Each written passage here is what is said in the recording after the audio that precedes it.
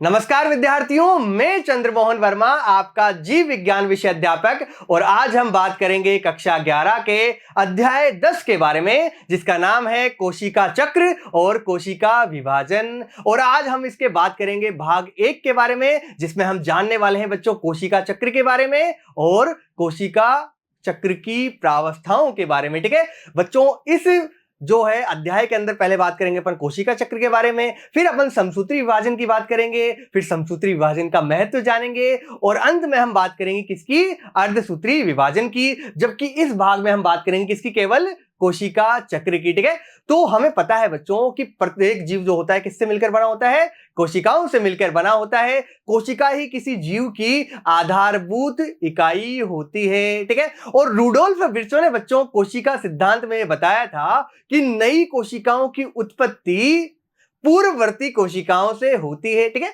देखिए कोशिका सिद्धांत अनुसार क्या बताया गया था कोशिका सिद्धांत में कि एक कोशिका का निर्माण पूर्व स्थित कोशिकाओं से या पूर्ववर्ती कोशिकाओं से होता है। और ऐसा किसने बताया था बच्चों, रुडोल्फ विर्चो नाम के वैज्ञानिक ने बताया था। ठीक है, और ये प्रक्रिया बच्चों जिससे नई कोशिका का निर्माण होता है उसी को हम क्या बोलते हैं बच्चों, कोशिका विभाजन कहते हैं। ठीक है, मतलब एक कोशिका है वो विभाजित होकर के नई कोशिकाएं बनाएंगी। ठीक है, और इसी प्रक्रिया को हम क्या कहेंगे बच्चों, कोशिका विभाजन कहेंगे। ठीक है, पादप कोशिका विभाजन का अध्ययन तो किसने किया था बच्चों, स्ट्रोसबर्गर नाम के एक वैज्ञानिक ने किया था। जबकि अगर बात करो बच्चों जंतुओं में कोशिका विभाजन का अध्ययन किसने किया था, डब्ल्यू फ्लेमिंग ने किया था। ठीक है, दो साइंटिस्ट के नाम दे रखे हैं। एक आपसे अगर पूछा जाए कि बताओ पादप कोशिकाओं में विभाजन का अध्ययन किसने किया था, तो वो किया था स्ट्रोसबर्गर नाम के एक साइंटिस्ट ने। ठीक है, जबकि आपसे पूछा जाए कि जंतुओं में किसने किया था, तो आप बताओगे डब्ल्यू फ्लेमिंग नाम के वैज्ञानिक ने। ठीक है, एक कोशिका का बार बार विभाजित होकर बहुकोशिकीय जीव के निर्माण में सहायक होती है। मतलब एक कोशिका जो है निरंतर विभाजित होती जाती है, जिससे बहुत सारी कोशिकाएं बनती है और एक बहुकोशिकीय जीव का क्या हो जाता है, निर्माण हो जाता है। ठीक है, आगे बात करें बच्चों, क्षतिग्रस्त ऊतकों के स्थान पर नई नई कोशिकाएं बन जाना, ये जो है कोशिका विभाजन द्वारा ही संभव होता है। ठीक है, अपन क्या होता है कभी चोट लग जाती है तो उस स्थान पर घाव बन जाता है। वो घाव क्यों बनता है, क्योंकि वहां की कोशिकाएं जो है वो क्षतिग्रस्त हो जाती है, या फिर ऊतक वहां का क्षतिग्रस्त हो जाता है, वहां की कोशिकाएं जो है समाप्त हो जाती है। अब धीरे धीरे क्या होता है बच्चों, वहां पर कोशिकाएं विभाजित होगी और उस घाव को क्या कर लेगी बच्चों, भर लेगी। ठीक है, देखो यहाँ पे देखो क्या दे रखा है बच्चों, देखो चित्र के माध्यम से यहाँ पे समझाया हुआ है। ये क्या है, एक क्षतिग्रस्त ऊतक है। क्या है बच्चों, क्षतिग्रस्त ऊतक है, जहां पर देखो यहाँ पर कोशिकाएं क्या हो चुकी है, यहाँ की नष्ट हो चुकी है। अब यहाँ पर बच्चों क्या होगा, नई कोशिकाओं के निर्माण का प्रारंभ होता है। वहां पे क्या होता है, नई कोशिकाएं बनती रहती है और नई कोशिकाएं बच्चों इस घाव को क्या कर लेती है,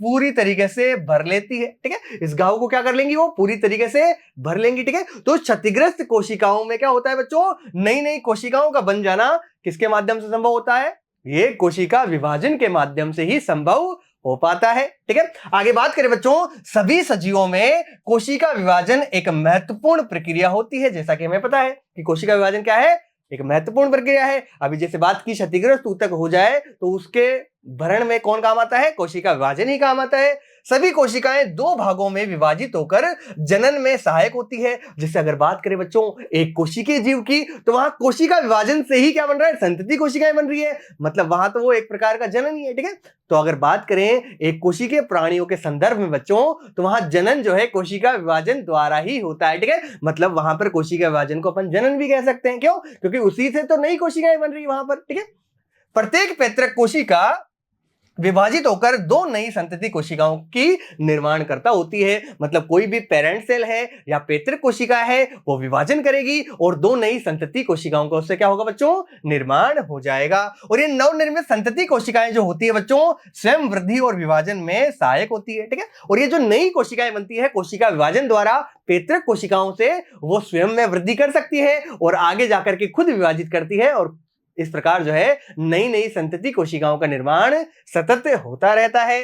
बहुकोशिकीय जीवों में अधिकतर कोशिका में वृद्धि एवं फिर विभाजन प्रक्रिया होती है। ठीक है, अगर बहुकोशिकीय अगर बात करें बच्चों जीवन की, तो वहां क्या होता है, पहले कोशिकाएं वहां पर वृद्धि करती है, अपने आकार में वृद्धि करती है, उसके बाद में विभाजित होती है और विभाजन के पश्चात फिर वहां पर क्या होता है बच्चों, संतति कोशिकाओं का निर्माण होता है। ठीक है, जैसे बात करें बच्चों जो जंतुओं की तंत्रिका कोशिकाएं होती है, कुछ कोशिकाएं क्या होती है बच्चों, नोट करने वाली बात देखो यहां पर क्या है कि कुछ कोशिकाएं ऐसी होती है जो विभाजन ही नहीं करती। जैसे उदाहरण के लिए देखें, जंतुओं की तंत्रिका कोशिकाएं जिनको अपन न्यूरॉन भी कहते हैं, क्या कहते हैं, न्यूरॉन भी जिन्हें कहा जाता है। तंत्रिका कोशिकाओं का काम क्या होता है, संदेश को या तो ग्राही अंगों से कहां पहुंचाना, केंद्रीय तंत्रिका तंत्र तक पहुंचाना, या फिर केंद्रीय तंत्रिका तंत्र से ग्राही अंगों तक पहुंचाना। ठीक है, तो ये जो तंत्रिकाएं कोशिकाएं होती है, साथ ही जो पेशीय कोशिकाएं होती है जो कि पेशियों में स्थिर होती है, मसल्स में स्थिर होती है बच्चों, तथा पादपों की रक्षक कोशिकाएं। ठीक है, रक्षक कोशिकाएं या गार्ड सेल्स कहां पड़ी थी अपन ने,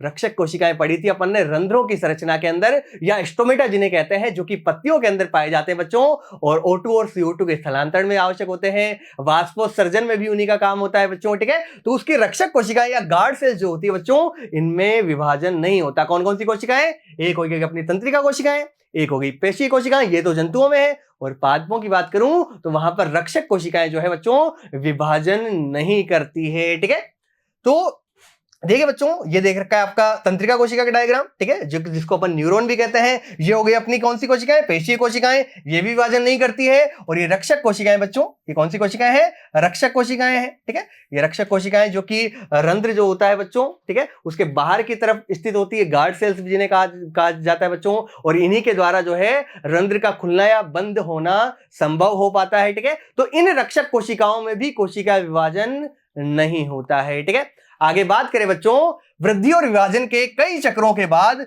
कोशिका से ऐसी संरचना का निर्माण होता है जिसमें कई लाख कोशिकाएं जो है उपस्थित होते हैं। ठीक है, मतलब इस प्रकार जो है कोई भी संतति कोशिकाएं बनी, अब उसमें क्या होगा, निरंतर विभाजन चलता रहेगा। ठीक है, और निरंतर विभाजन अगर चलता रहेगा बच्चों तो एक मतलब जो है लाखों कोशिकाएं वहां पर बन जाएगी, और इस प्रकार जो है एक विकसित जीव का क्या हो जाता है बच्चों, निर्माण हो जाता है। जैसे अगर बात करें मनुष्य के संदर्भ में बात कर लेते हैं अपन, तो पहले अपन क्या थे, एक कोशिका थे जिसको अपन युग्मनज कहते थे। ठीक है, एक ही कोशिका थे अपन, उसमें क्या होता गया, लगातार समसूत्री विभाजन होता गया, फिर आगे उससे भ्रूण बना, भ्रूण से फिर और ज्यादा विभाजन होता रहा बच्चों, और इससे क्या हो गया, एक पूरा का पूरा विकसित जीव जो है वहां पर निर्मित हो जाता है। ठीक है, तो जीवों में क्या होता है, निरंतर विभाजन चलता रहता है और लाखों कोशिकाओं से बना हुआ एक विकसित जीव जो है वहां पर बन जाता है। ठीक है, आगे बात करें बच्चों कोशिका चक्र की। ठीक है, इस भाग में अपन इसी की बात करने वाले थे, कोशिका चक्र की। ठीक है, तो आइए बात करते हैं कोशिका चक्र क्या होता है। देखिए, कोशिका चक्र समस्त जीवों के लिए अत्यधिक महत्वपूर्ण प्रक्रिया होती है। ठीक है, और कोशिका चक्र, जो कोशिका विभाजन होता है बच्चों,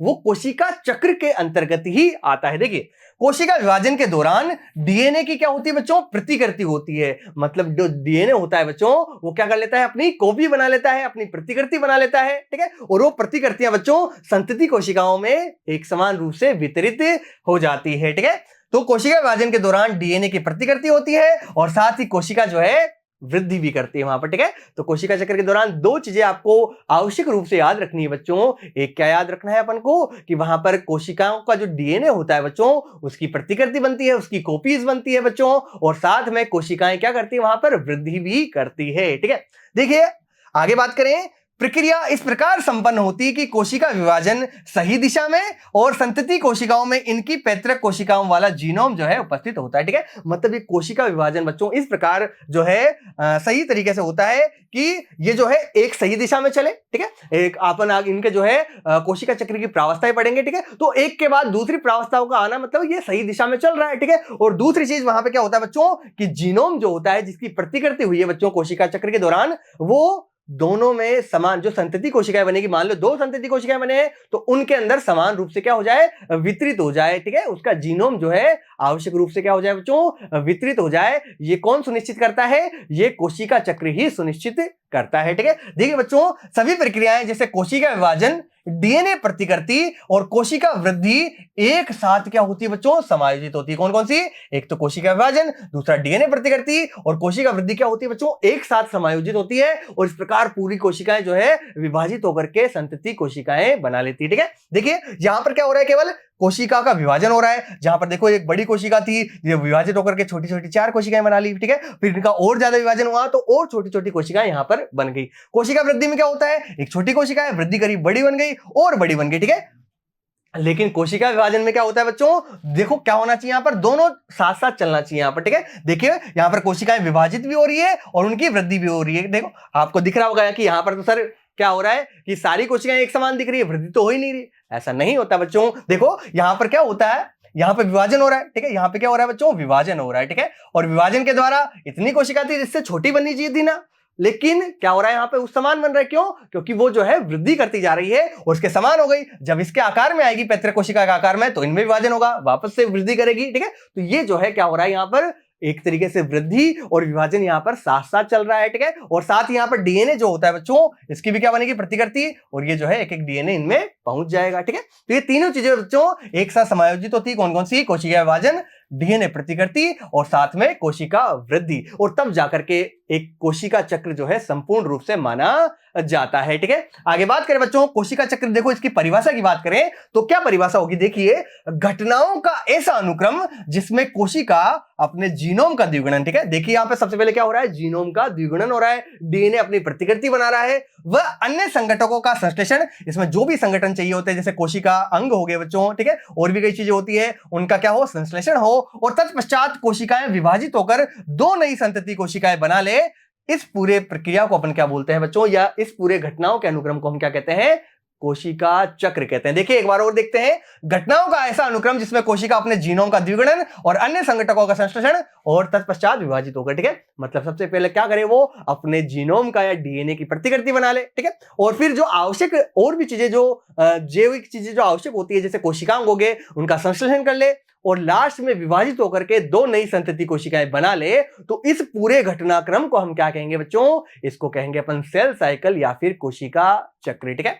अब बात करते हैं बच्चों कोशिका द्रव्य की वृद्धि इसमें किस प्रकार होती है, ठीक है। इसमें क्या होता है बच्चों, कोशिका चक्र में कोशिका द्रव्य की या साइटोप्लाज्म जो होता है बच्चों, उसकी क्या होती है, वृद्धि होती है, और ये वृद्धि सतत रूप से होती है। डीएनए का संश्लेषण कोशिका चक्र की किसी एक विशिष्ट अवस्था में पूर्ण होता है। कौन सी अवस्था होती है वो आगे बात करेंगे उसकी। देखिए यहाँ पे क्या हो रहा है, कोशिका है, इसके कोशिका द्रव्य में निरंतर वृद्धि हो रही है, और यहाँ पे डीएनए जो है यहाँ पर द्विगुणन के लिए क्या हो रहा है बच्चों, तैयार हो रहा है, ठीक है। आगे बात करते हैं कोशिका विभाजन के दौरान, देखो क्या क्या होता है, प्रतिकृति गुणसूत्र जो होता है डीएनए जिसकी अपन बात कर रहे हैं, जटिल घटनाक्रम के द्वारा संतति केंद्रकों में वितरित हो जाता है। मतलब देखो मान लो ये क्या है, कोशिका है, पैतृक कोशिका है, ठीक है, ये डीएनए है, इसमें क्या था, एक डीएनए था, इसके द्विगुणन हुआ, दो डीएनए बन गए, ठीक है। अब इससे क्या होगा बच्चों, कोशिका विभाजन होगा, और कोशिका विभाजित होकर इस प्रकार जो है संतति कोशिकाओं का निर्माण करेगी। ये क्या थी, ये तो थी अपनी पैतृक कोशिका, ठीक है। यहाँ पे क्या हुआ, डीएनए का द्विगुणन हो गया, ठीक है, मल्टीप्लाई हो गया, ठीक है। और अब जो है समान रूप से किसमें वितरित हो जाएगा बच्चों,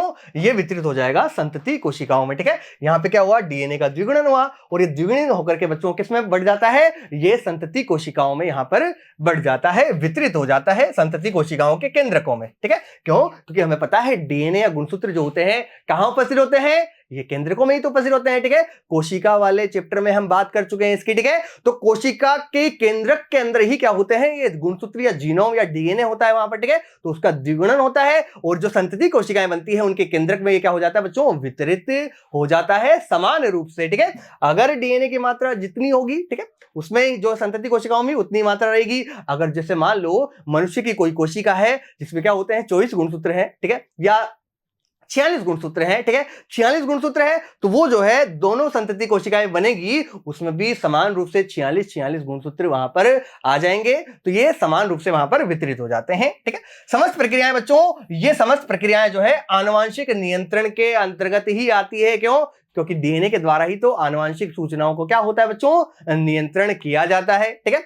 आगे बात करें बच्चों कोशिका चक्र की प्रावस्थाओं के बारे में, ठीक है। कोशिका चक्र की कौन कौन सी प्रावस्थाएं होती है इसके अंदर, उनकी बात करते हैं, ठीक है। देखिए एक प्ररूपी यूकेरियोटिक कोशिकाओं की बात कर रहे हैं अपन। चक्र का उदाहरण मनुष्य की कोशिका के संवर्धन में होता है, ठीक है। अगर मनुष्य कोशिका की बात करें जो कि क्या होती है, एक प्रकार की यूकेरियोटिक कोशिका होती है, ठीक है। क्या होती है, यूकेरियोटिक या ससीम केंद्र की कोशिका होती है अपनी मनुष्य की कोशिका। इसकी बात करें बच्चों तो ये लगभग 24 घंटे में क्या होती है, विभाजित होती रहती है, ठीक है। तो मनुष्य की प्रत्येक कोशिकाएं जो है बच्चों वो 24 घंटे में लगातार क्या होती रहती है, विभाजित होती रहती हैं।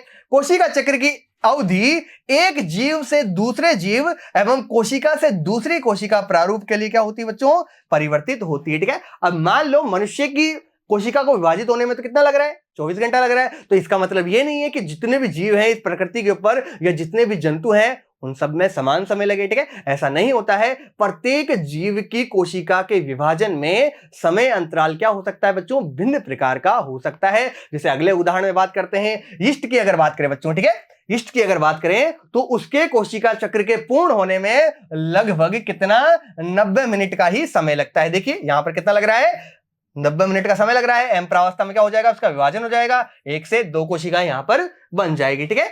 तो मनुष्य में तो लग रहे थे लगभग 24 घंटे, लेकिन यीस्ट की बात करें, यीस्ट क्या होता है, यीस्ट एक प्रकार का क्या होता है बच्चों, फंजाई होता है, कवक होता है।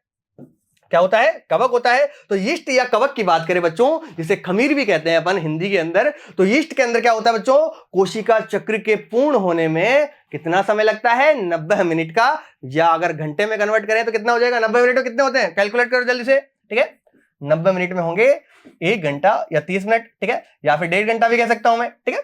तो 1.5 घंटे के अंदर जो है कोशिका चक्र पूर्ण हो जाता है, किसके अंदर, यीस्ट के अंदर, ठीक है। जबकि बात करूं मनुष्य की, तो मनुष्य में कितना टाइम लगता है, वहां पर 24 घंटे लगते हैं बच्चों, ठीक है। आगे बात करें प्रोकैरियोटिक कोशिकाओं में, कोशिका चक्र केवल 20-30 मिनट में हो जाता है, ठीक है। तो अंतर दिख रहा है आपको, मनुष्य में तो 24 घंटे लग रहे थे, यीस्ट के अंदर 90 ही मिनट लग रहे थे, ठीक है। और यहां पर बात करें प्रोकैरियोटिक कोशिकाओं की, जैसे कि कोई जीवाणु कोशिका हो गई, बैक्टीरियल सेल हो गई बच्चों, तो वहां पर कितने लगते हैं, केवल 20 से 30 मिनट में काम खत्म, ठीक है। पूरा कोशिका चक्र कितने में चलेगा, 20 से 30 मिनट में। कारण क्या है इसका, क्योंकि वहां पर विशिष्ट केंद्रक अनुपस्थित होता है। वो असीम केंद्र की कोशिकाएं बच्चों, उनके केंद्रक के ऊपर कोई केंद्रीय आवरण नहीं पाया जाता है, ठीक है। तो वहां पर जल्दी काम हो जाता है। क्रोमेटिन का संगठन भी निम्न स्तर का होता है। वहां पर क्रोमेटिन भी, जहां पर अगर बात करें यूकेरियोटिक कोशिकाओं में, एक तरीके से सुसंगठित होकर बच्चों गुणसूत्र का निर्माण करता है, लेकिन वहां पर क्रोमेटिन भी क्या होता है, कोशिका में बिखरा रहता है। एक ही तो कोशिका है बेचारे के पास, ठीक है। तो वहां पर पूरी कोशिकाओं में वहां पर क्या होता है बच्चों, बिखरा हुआ रहता है, ठीक है। और इन्हीं कारणों से जो बैक्टीरियल सेल होती है या प्रोकैरियोटिक कोशिका होती है बच्चों कोई भी, वो क्या हो जाती है, बहुत कम समय में कोशिका चक्र को पूर्ण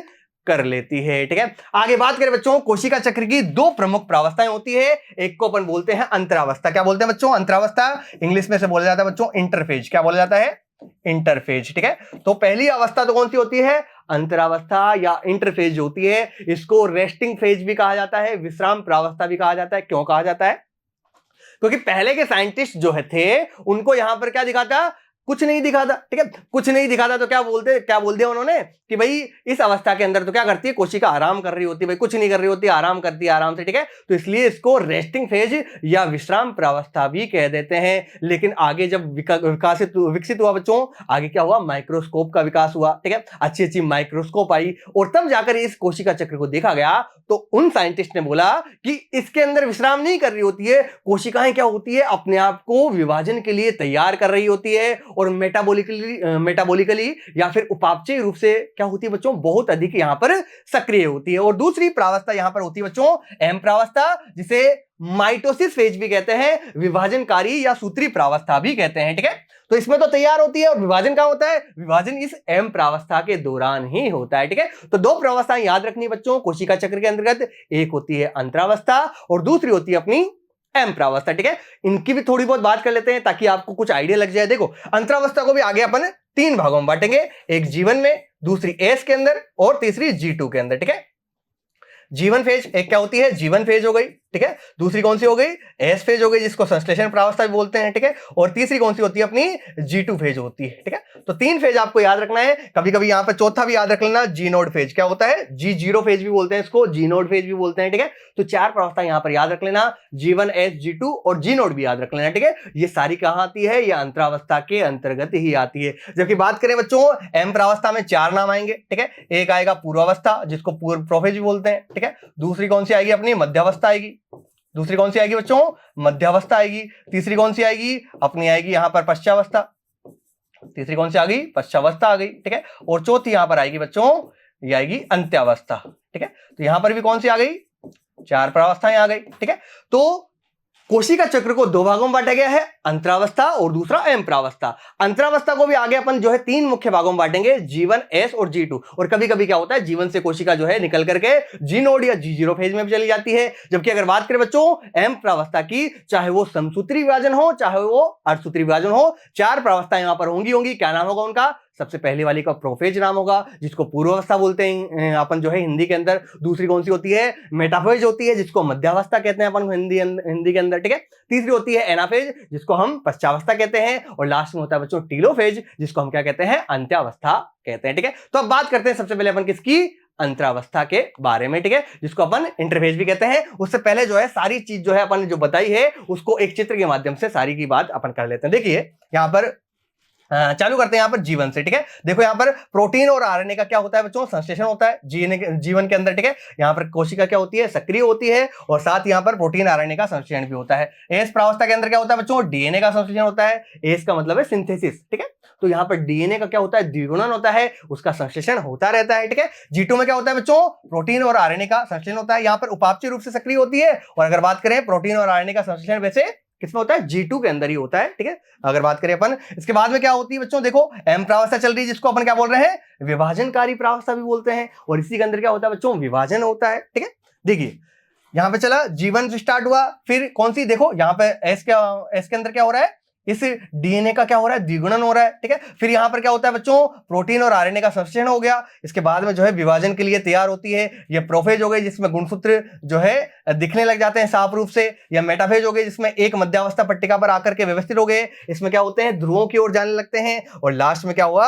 इनके डीएनए का द्विगुणन हो गया, अलग अलग केंद्रकों में बट गए। और लास्ट में जो अंतावस्था के बाद में क्या होता है? कोशिका द्रव्य विभाजन होता है, और एक कोशिका से 2 कोशिकाओं का निर्माण हो जाता है, ठीक है। तो ये कभी कभी क्या होता है? जीवन से जो है कोशिकाएं निकलकर कहां चली जाती है? G0 प्रावस्था में भी चली जाती है, जहां पर उसका वृद्धि और विभेदीकरण क्या हो जाता है बच्चों? रुक जाता है एक तरीके से, ठीक है। वो क्या हो जाती है? थोड़ी निष्क्रिय अवस्था में चली जाती है, ठीक है।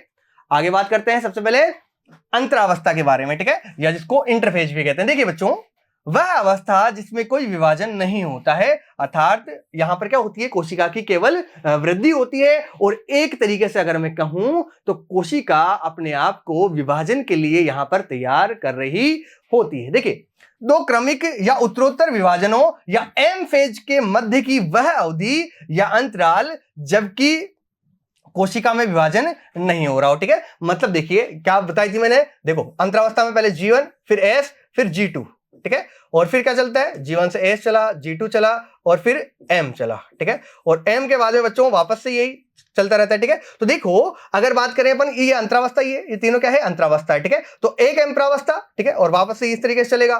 तो 2 एम प्रावस्था के बीच में की जो अवधि आएगी, ठीक है, इसी को क्या अपन क्या बोलेंगे? इसी को अपन कहेंगे अंतरावस्था, ठीक है। इस डायग्राम से समझ लेते हैं। वापस देखो अपना क्या है? ये एम प्रावस्था है, ठीक है। ये क्या है? पूरी अंतरावस्था है, ठीक है। वापस से इसके बाद में क्या चलेगी? अंतरावस्था के बाद में एम प्रावस्था। तो 2 क्रमागत या उत्तरोत्तर एम प्रावस्था के बीच की अवधि को ही अपन क्या कहते हैं? इंटरफेज कहते हैं, या फिर अंतरावस्था उसको कहते हैं, ठीक है। और इसमें जो है कोई विभाजन यहां पर नहीं हो रहा होता है। कोशिका का अधिकांश समय जो है अंतरावस्था में ही व्यतीत होता है, ठीक है। ये बात भी अपन को क्या रखनी है बच्चों? याद रखनी है कि कोशिका चक्र की जो ज्यादातर अवधि होती है, ज्यादातर टाइम जो होता है, वो किसमें लगता है? वो अंतरावस्था या इंटरफेज में ही लगता है। जो एम प्रावस्था होती है तो बहुत छोटी होती है, अंतरावस्था के मुकाबले क्या होती है? बहुत छोटी होती है, ठीक है।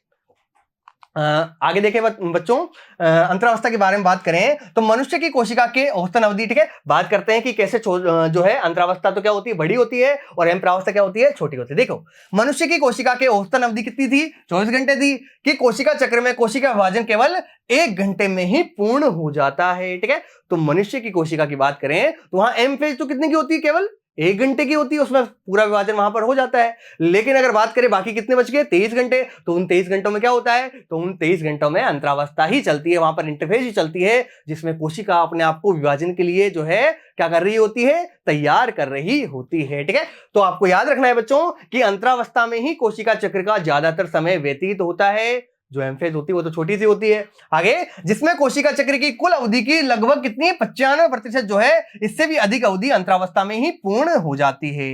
अवस्था में तेजी से क्या होता है बच्चों, जैव संश्लेषण होता है और कोशिका का आकार क्या हो जाता है, दुगना हो जाता है। मतलब जो कोशिका की वृद्धि होती है वो होती किसमें है, वो अंतरावस्था में ही होती है। और दूसरा विभाजन किसमें होता है, वो एम फेज में होता है। ठीक है, कोशिका का आकार क्या हो जाता है, इसमें दुगुना तक हो जाता है। अंतरावस्था को विश्रामावस्था भी कहा था। ठीक है, और क्यों कहा था, मैंने बताया था कि पुराने टाइम पे जो वैज्ञानिक थे उनको क्या दिखा कि भाई इसमें तो कुछ नहीं हो रहा, और उन्होंने क्या बोल दिया, इसको विश्रामावस्था कह दिया। लेकिन विश्रामावस्था में नहीं होती बच्चों, इसमें क्या होती है, उपापचयी रूप से सक्रिय होती है। देखिए, इस अंतरावस्था प्रावस्था में कोशिका विभाजन के लिए तैयार, और इस दौरान क्रमबद्ध तरीके से कोशिका वृद्धि और डीएनए का प्रतिकृतिकरण दोनों ही संभव हो पाता है। ठीक है, एक तो क्या होता है बच्चों, कोशिका की वृद्धि होती है इसके अंदर, और साथ ही यहां पर डीएनए का क्या होता है बच्चों, यहां पर द्विगुणन भी होता है। आगे बात करें बच्चों, अंतरावस्था को 3 प्रावस्थाओं में आगे जो है बांटा गया है। अभी बताया था मैंने कौन कौन सी, जीवन, एस, G2। ठीक है, 3 नाम याद रखने हैं, जीवन प्रावस्था,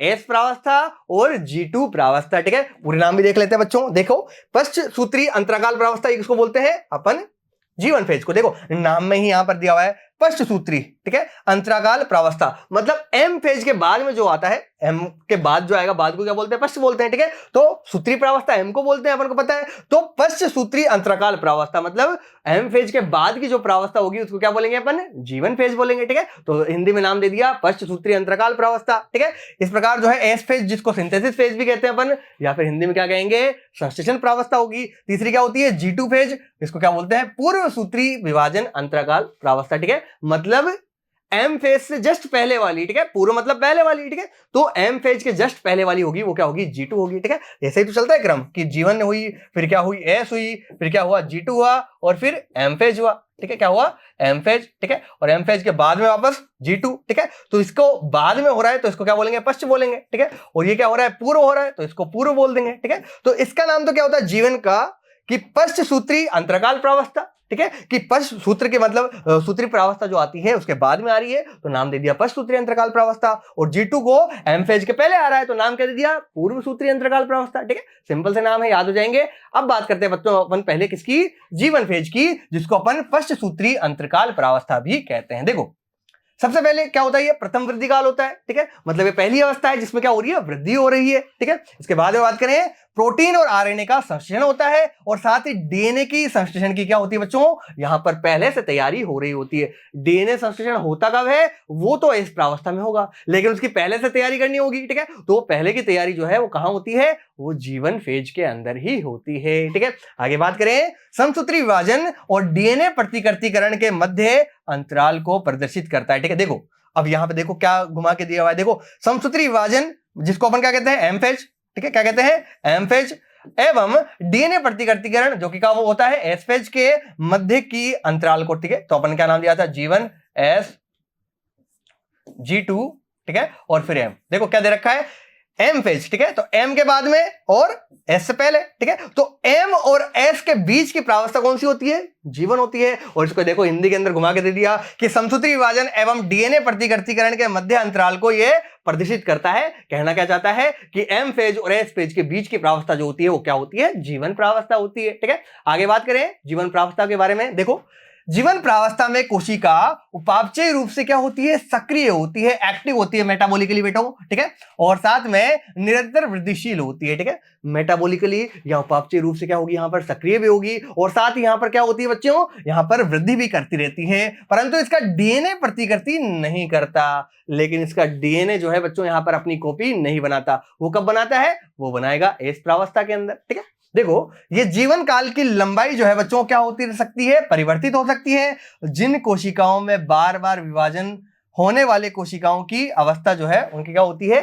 छोटी होती है। ठीक है, आगे बात करें बच्चों, नोट करने वाली बात देखो यहां पर क्या है, मैंने बताया था आपको कि कभी कभी जो है कोशिकाएं विभाजन अगर उसको नहीं करना होता है, ठीक है, तो वो क्या करती है, वो जीवन से निकल करके एक निष्क्रिय प्रावस्था में चली जाती है, और उस निष्क्रिय प्रावस्था को अपन क्या कहते हैं बच्चों, G0 प्रावस्था। क्या कहते हैं उसको, G0 या जी नोड भी कह देते हैं इसको, जी नोड प्रावस्था उसको कहते हैं। देखो क्या होता है, नोट के अंदर बढ़ते हैं कि स्थायी ऊतकों में विभाजन रुक जाने से जीवन अवस्था का परिवर्तन G0 अवस्था या विश्राम अवस्था में हो जाता है। यहां पर मतलब बाहर निकल जाती है, एक तरीके से कोशिका चक्र से क्या निकल जाती है, बाहर निकल जाती है, आराम करती, भाई मेरे को विभाजन नहीं करना है, ठीक है, तुम करते रहो आपस में, मैं तो जा रहा हूं बाहर यहां से, ठीक है। तो वो किसमें होता है, वो जी नोड प्रावस्था में होता है। तो ठीक है, आपसे पूछा जाएगा कि बताओ वो कौन सी प्रावस्था है जहां पर कोशिका जो है कोशिका चक्र से बाहर निकल जाती है, तो वो जी नोड प्रावस्था या G0 प्रावस्था ही होती है। देखो G0 अवस्था में कोशिका उपापचयी रूप से तो सक्रिय होती है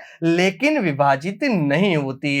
विभाजन जीव की आवश्यकता अनुसार होता है, जब उसको जरूरत होती है तो वापस से एंटर कर जाती है कहां पर, कोशिका चक्र के अंदर। लेकिन अगर वो निष्क्रिय अवस्था में चली गई तो उसको क्या बोलेंगे अपन, जीनोड प्रावस्था कहेंगे। देखो ऐसा कहां होता है कि प्रौढ़ प्राणियां जो होते हैं, मतलब प्रौढ़ प्राणी मतलब जहां पे जिनकी उम्र ज्यादा हो गई, देखो में कुछ कोशिकाएं विभाजित नहीं होती, जैसे हृदय कोशिका, ठीक है, एक समय बाद में देखो हृदय कोशिका भी क्या करती है, भाई तेरी जब एज है जब तक मैं विभाजित करूंगी, उसके बाद में मेरे से नहीं हो पाएगा, ठीक है।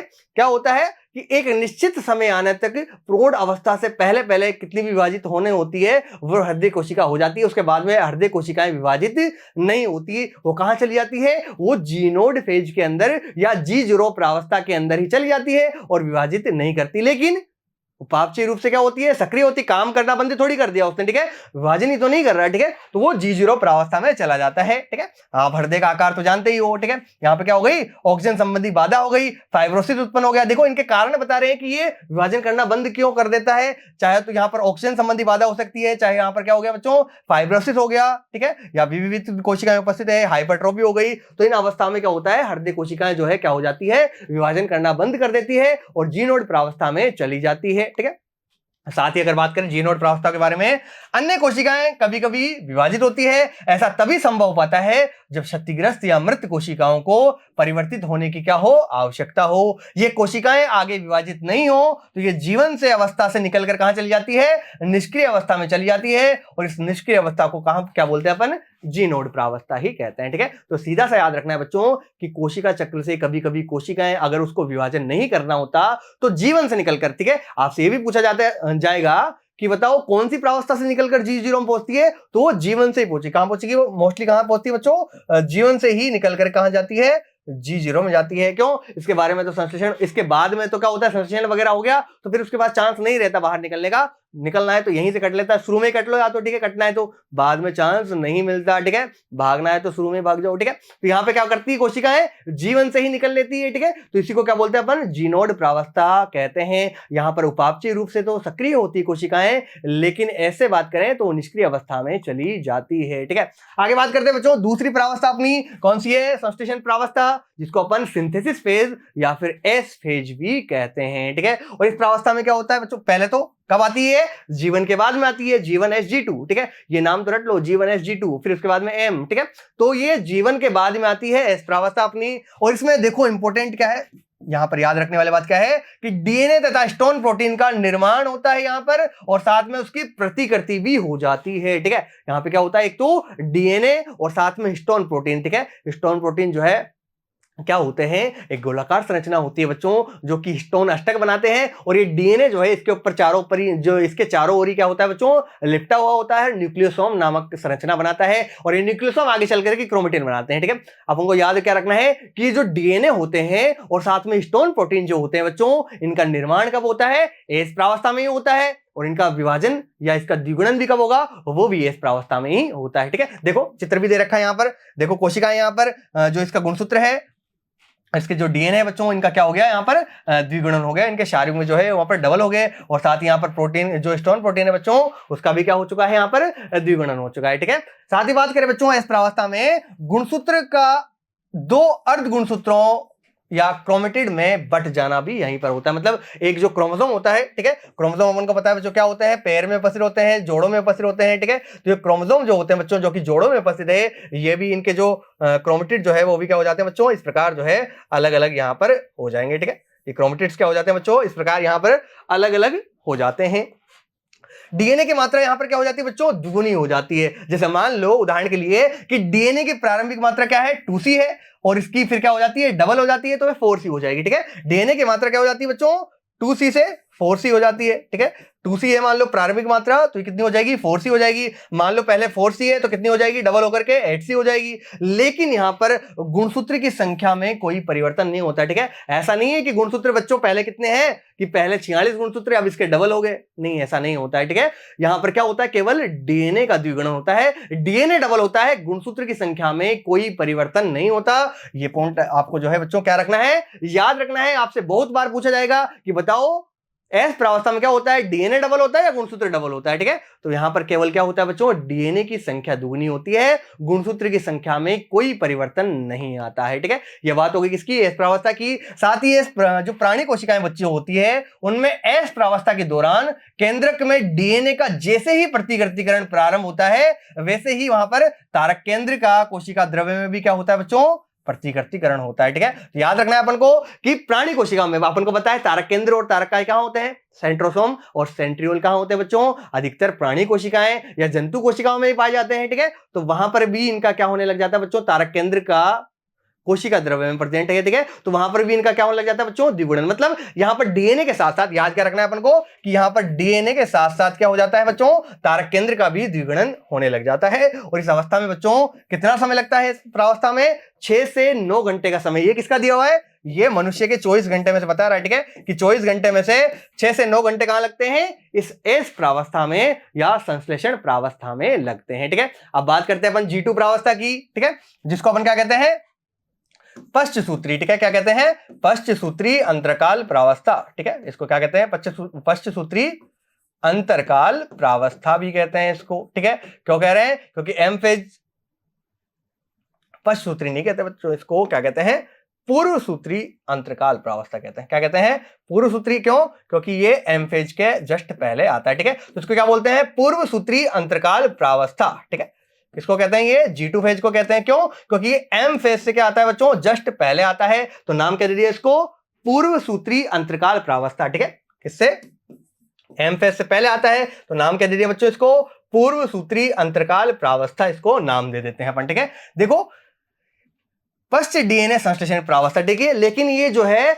पश्च डीएनए संश्लेषण प्रावस्था होती है, मतलब डीएनए संश्लेषण या एस प्रावस्था के बाद की प्रावस्था होती है, लेकिन एम फेज के पहले की है, तो इसको पूर्व सूत्री अंतरकाल प्रावस्था भी कहते हैं, या इसको पश्च डीएनए संश्लेषण प्रावस्था भी कह सकते हैं। ठीक है, इस प्रावस्था के दौरान बच्चों क्या होता है, प्रोटीन का संश्लेषण होता है। इंपॉर्टेंट है, याद रखना है कि G2 प्रावस्था में मेनली क्या होता है, यहाँ पर प्रोटीन का संश्लेषण होता है, जो कि सूत्री विभाजन के लिए क्या होते हैं बच्चों, महत्वपूर्ण होते हैं। देखो यहाँ पर क्या दे रखा है कि देखो यहाँ पर अमीनो एसिड जुड़ के क्या बना रहे हैं, यहाँ पर एक प्रोटीन की यहाँ पर क्या बना ली बच्चों, एक श्रृंखला बना ली। ठीक है, तो आपसे पूछा जाएगा कि बताओ अंतराकाल प्रावस्था की वो कौन सी प्रावस्था है जहां पर प्रोटीन का संश्लेषण होता है, तो वो G2 प्रावस्था में ही होता है। ठीक है, आगे बात करें बच्चों, G2 प्रावस्था में कोशिका अंगक जैसे कि माइटोकॉन्ड्रिया हो गए, गोल्जिकाए हो गया बच्चों, इनकी जो है ये क्या हो जाती है, इनका बनना डबल हो जाता है, ये दुगनी संख्या में वहां पर बनने लगते हैं। एकल सेंट्रोसोम के भीतर सेंट्रियोल भी यहां पर बच्चों 2 सेंट्रियोल में बढ़ जाता है। ठीक है, अपन को पता है कि एक सेंट्रोसोम जो है कितने सेंट्रियोल से मिलकर बना होता है, 2 सेंट्रियोल से, तो इनका जो बच्चों सेंट्रियोल जो डबल में बढ़ता है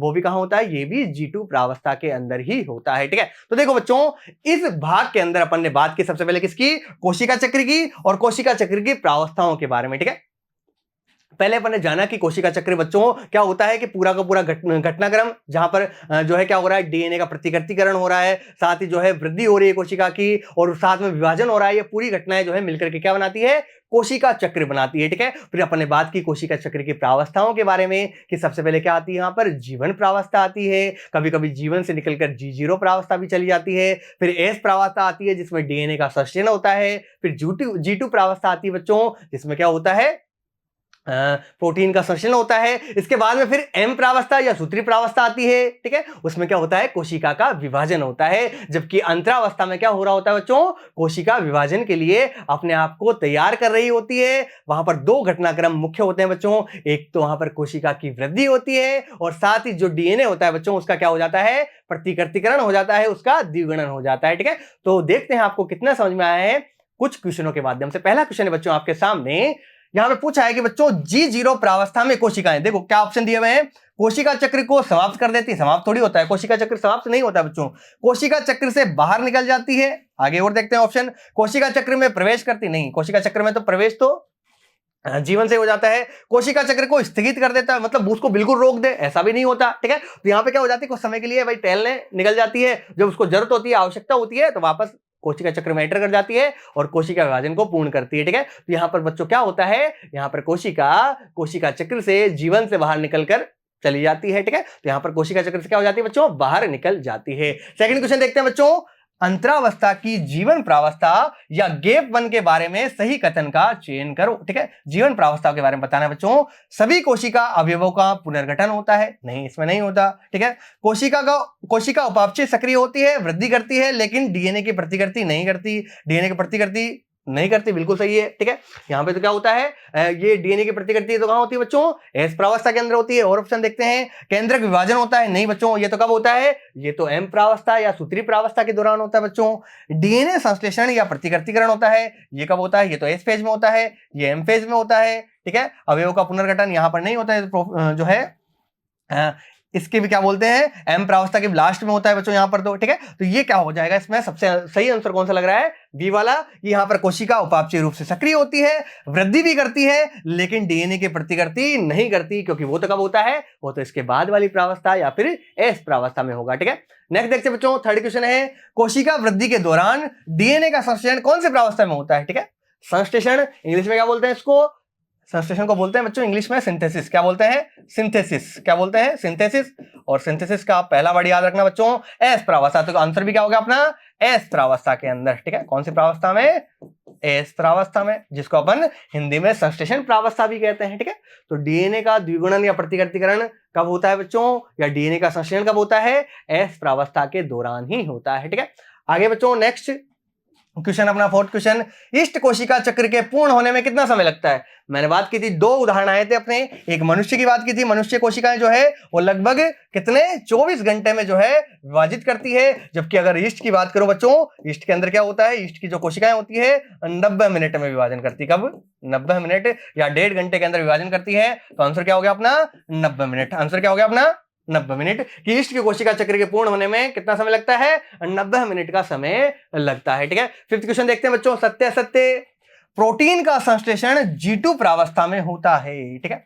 प्रोटीन का संश्लेषण, देखो यहां पर किसका पूछा है बच्चों, प्रोटीन का पूछा है, डीएनए का नहीं पूछा। अगर डीएनए संश्लेषण पूछा होता, ठीक है, किसका पूछा होता बच्चों, डीएनए संश्लेषण पूछा होता, तो वो तो एस प्रावस्था में, ठीक है, तो तब तो ये क्या हो जाता, असत्य हो जाता। लेकिन मैंने बताया था कि प्रोटीन का संश्लेषण कब होता है, वो G2 प्रावस्था में ही होता है। तो अपना क्या है बच्चों, बिल्कुल सत्य कथन है, ठीक है। नेक्स्ट बात करते हैं बच्चों, लास्ट क्वेश्चन आज का देखिए, G0 प्रावस्था में कोशिका उपापचयी रूप से सक्रिय होती है, लेकिन विभाजित नहीं हो रही होती है। G0 कब आती है, मैंने बताया था कि कभी कभी कोशिकाएं जो है जीवन से बाहर निकलकर एक निष्क्रिय प्रावस्था में चली जाती है, जिसको अपन G0 या जी नोड प्रावस्था कहते हैं, ठीक है। तो यहां पर बच्चों क्या हो जाती है, निष्क्रिय का मतलब यह नहीं है कि बिल्कुल बाहर निकल गए उससे, ठीक है, आगे विभाजन ही नहीं करेगी, ठीक है। यहां पर कोशिकाएं उपापचयी रूप से तो सक्रिय होती है, लेकिन विभाजन नहीं कर रही होती।